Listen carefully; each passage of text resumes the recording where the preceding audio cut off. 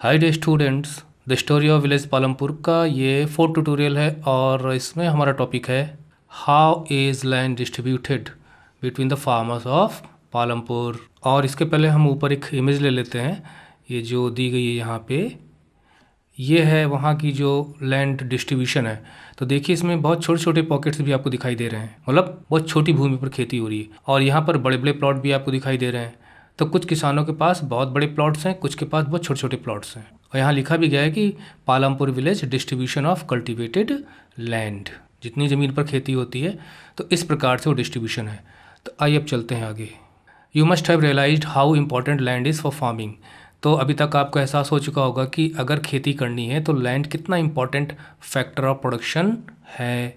लेकिन अनफॉर्चुनेटली, मतलब दुर्भाग्यवश ऐसा है कि जो लोग एग्रीकल्चर में इंगेज्ड हैं उनके पास सफिशिएंट लैंड फॉर कल्टीवेशन नहीं है। मतलब कि उनको अपनी फैमिली के कंजम्पशन के लिए, अर्निंग के लिए, एक अच्छी इनकम के लिए जितनी कल्टीवेशन के लिए लैंड होनी चाहिए उतनी उनके पास नहीं है।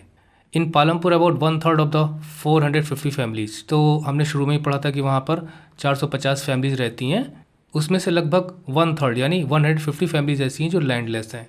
और जो लैंडलेस फैमिलीज़ हैं उसमें ज़्यादातर लोग दलित्स हैं जिनके पास कल्टीवेशन के लिए लैंड नहीं है। तो इसका मतलब 450 फैमिलीज़ पे सब ऐसे लोग नहीं हैं, उस फैमिलीज़ में 450 परिवार जो पालमपुर में रहते हैं जिनके पास भूमि है, सबके पास भूमि नहीं है। इतना तो क्लियर हो गया। ऑफ द रिमेनिंग फैमिलीज़, अब जो फैमिलीज़ बचती हैं उनका क्या हाल है देखते हैं। हु ओन लैंड, उनके पास भूमि है, तो उसमें से मतलब 150 तो आप घटा दीजिए 450 में से, तो 300 बचे। तो 300 में से 240 फैमिलीज ऐसी हैं जिनके पास छोटे छोटे भूमि के प्लॉट्स हैं जो कि 2 हेक्टेयर से कम है। 2 हेक्टेयर का मतलब 8 बीघा से कम है। Cultivation of such plots does not bring adequate income to the farmer family. और ज़मीन कम रहती है तो उस पर अगर आप कल्टीवेशन करते हो तो उससे सफिशेंट एडिक्वेट इनकम जनरेट नहीं होती परिवार के लिए। देखिए इसमें एक केस स्टडी दी गई। 1960 में गोविंद नाम का एक किसान था, उसके पास 2.25 हेक्टेयर्स भूमि थी और अनइरीगेटेड थी, मतलब सिंचाई की सुविधा नहीं थी, और वो अपने 3 बेटों के साथ मिलकर इस पर खेती करता था। बहुत कंफर्टेबली वो लोग नहीं रह पाते थे और कुछ एक्स्ट्रा इनकम की आवश्यकता पड़ती थी जो वो जनरेट कर लेते थे। एक्स्ट्रा इनकम किससे? बफेलो जो उन्होंने पाली हुई थी, भैंस, तो उसका दूध वगैरह बेच करके कुछ इनकम उससे, कुछ खेती से इनकम, किसी तरह काम चल रहा था। लेकिन हुआ क्या कि कुछ साल बाद गोविंद की डेथ हो गई। अब डेथ होने के बाद जो उसके 3 बच्चे थे उनमें ये भूमि बटेगी, यानी 2.25 को आप 3 से डिवाइड कर लीजिए। तो अब उनके पास लगभग 0.75 हेक्टेयर प्रत्येक बेटे के पास ज़मीन हो गई और छोटे प्लॉट्स हो गए। इसका मतलब यही दिक्कत है कि अगर किसी व्यक्ति के पास लार्ज प्लॉट है भी तो उसके बच्चों में डिवाइड होते हुए, फिर उनके आगे की जनरेशन में डिवाइड होते होते वो स्मॉल प्लॉट्स में कन्वर्ट हो जाती है। इसको कहते हैं स्मॉल लैंड होल्डिंग्स। तो इस वजह से भी हमारे यहाँ जो इनकम फार्मिंग से मिलती है और कल्टीवेशन का जो प्रोडक्शन होता है वो कम हो पाता है। अब उनके बच्चों ने क्या किया कि इम्प्रूव्ड इरिगेशन की सुविधा और मॉडर्न फार्मिंग मेथड को अडॉप्ट किया। गोविंद के जो बेटे थे वो फिर भी अपनी ज़मीन से they are not able to make a living, मतलब वो जीवन ठीक से बिता नहीं पा रहे हैं और उनको एडिशनल इनकम की तलाश रहती है। और एडिशनल इनकम वो अन्य जगह काम ढूंढ कर किसी तरह से वो काम चलाते हैं। तो साल के कुछ महीने उन्हें फार्मिंग के अलावा भी काम करना पड़ता है, यानी एक प्रकार से मजदूरी। अब देखिए जो 450 फैमिलीज थी उसमें से 150 यहाँ हो गई और 250 यहाँ हो गई, बची 60। तो 60 का क्या हाल है? You can see the large number of small plots scattered around the village in the picture. वो हम ऑलरेडी देख चुके हैं। These are cultivated by the small farmers. तो स्मॉल फार्मर्स के हो गए छोटे छोटे प्लॉट्स जो थे। On the other hand more than half the area of the village is covered by plots that are quite large in size. लेकिन जितना लैंड डिस्ट्रीब्यूशन दिखाया गया उसमें से आधा हिस्सा लगभग बड़े बड़े प्लॉट्स का है, which are quite large in size. तो in Palampur there are 60 families. तो अब जाके पूरा हुआ। 60 फैमिलीज़ ऐसे हैं जो मीडियम और लार्ज फार्मर्स हैं और वो लगभग 2 हेक्टेयर्स ऑफ लैंड से ज़्यादा उनके पास भूमि है, और कुछ लोगों के पास तो 10 हेक्टेयर से भी ज़्यादा है। तो एक प्रकार से जो डिस्ट्रीब्यूशन बना वो इस प्रकार से बना कि अगर 450 फैमिलीज़ हैं तो इसमें से लगभग 150 तो ऐसे हैं जिनके पास भूमि नहीं है, मतलब दे आर लैंडलेस। उसमें भी दलित्स सबसे ज़्यादा हैं। और इसके बाद इसी में से 240 फैमिलीज़ ऐसे हैं जिनके पास लेस देन 2 हेक्टेयर्स लैंड है, जो कि बहुत ज़्यादा नहीं है। और इसमें से 60 फैमिलीज़ ऐसी हैं जिनके पास more than 2 hectares of land है। अब कुछ के पास तो 10 हेक्टेयर्स लैंड भी है। अगर हम ऊपर देखें इमेज को तो देखिए यहाँ पे अगर हम जो बड़े बड़े प्लॉट्स अगर उनको हम जोड़ दें आपस में, तो वो जो 60 किसान हैं वो भारी पड़ेंगे बाकी जो छोटे छोटे किसान हैं उन पर। तो अकेले एक एक किसान के पास छोटे छोटे किसानों के प्लॉट के बराबर ज़मीनें कितनी ज़्यादा है। अब उदाहरण के लिए हम इसी को ले लेते हैं, ठीक है। अब ये एरिया अगर हम इस एरिया से मैच करें तो लगभग लगभग मैच हो रहा है। अब इसमें देखिए 1 2 3 4, ये लगभग 30 किसान यहाँ पे हैं और यहाँ पे सिर्फ एक किसान है। तो एक किसान 30 किसान के बराबर जो भूमि है उस पर अकेले काबिज है। इसे अनइक्वल डिस्ट्रीब्यूशन ऑफ कल्टिवेबल, इसे अनइक्वल डिस्ट्रीब्यूशन ऑफ लैंड कहते हैं।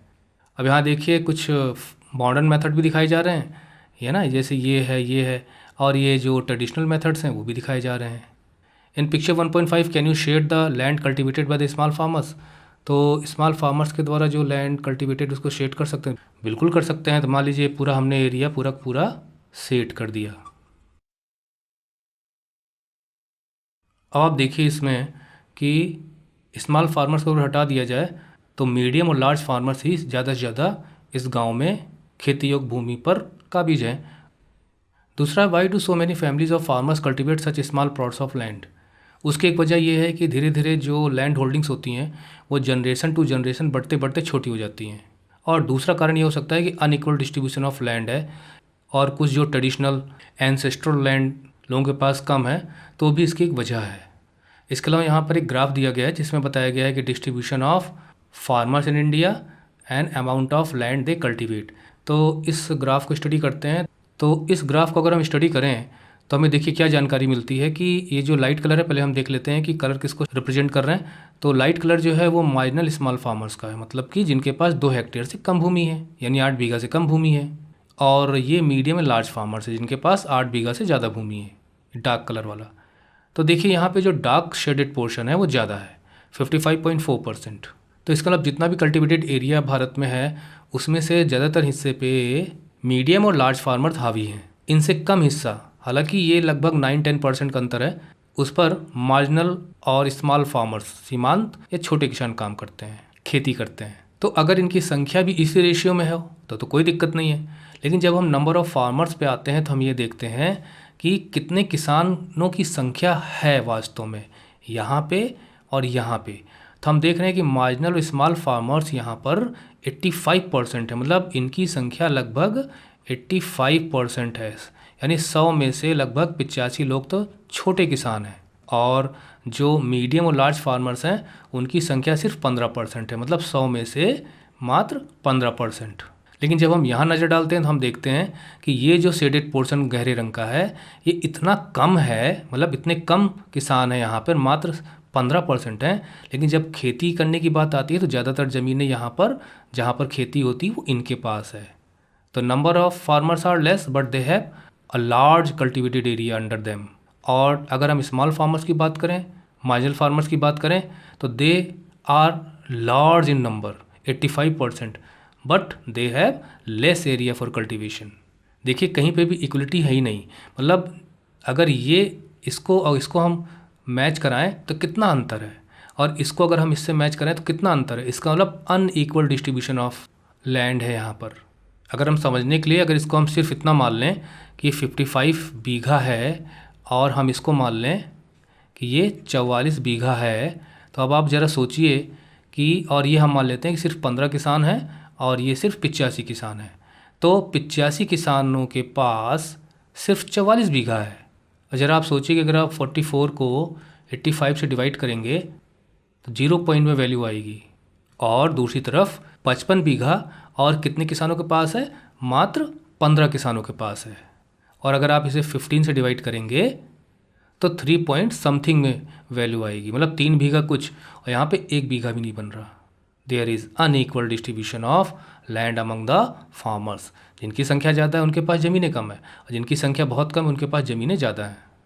अब यहाँ पे क्वेश्चन दिया गया है कि would you agree that distribution of cultivated land is unequal in Palampur. Yes, क्योंकि ऊपर जो हमने यहाँ पर फिगर सेट की थी तो हमने क्या देखा था, यहाँ पर unequal distribution of land Palampur में है। कुछ लोगों के पास बड़े बड़े भूमि के टुकड़े हैं और कुछ के पास वो छोटे छोटे भूमि के टुकड़े हैं। तो येस में आंसर होगा। अच्छा, do you find a similar situation for India. Yes yes yes, ये जो हमने ग्राफ देखा है ये पूरे भारत के लिए है। The marginal and small farmers have less cultivated area and the medium and large farmers are very small in numbers but they have large cultivated area available to them. अगला है who will provide the labor. इसको हम अगले tutorial में पढ़ेंगे. So ending this tutorial, Lisa says you goodbye. Keep watching, keep learning.